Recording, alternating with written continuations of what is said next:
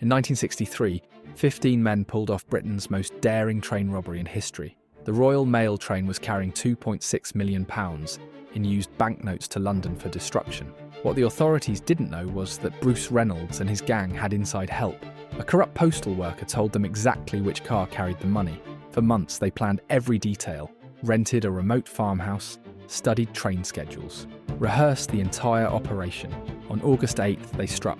They rigged the railway signals to stop the train, knocked the driver unconscious, then transferred 120 mailbags in just 15 minutes. It was flawless execution, but their perfect crime had a fatal flaw. They left fingerprints at their hideout. The injured train driver survived to testify. Most of the gang got 30 years in prison, but Ronnie Biggs escaped and fled to Brazil, where he lived as a fugitive for 36 years. The Great Train Robbery changed forensic investigation forever and made Biggs a folk hero.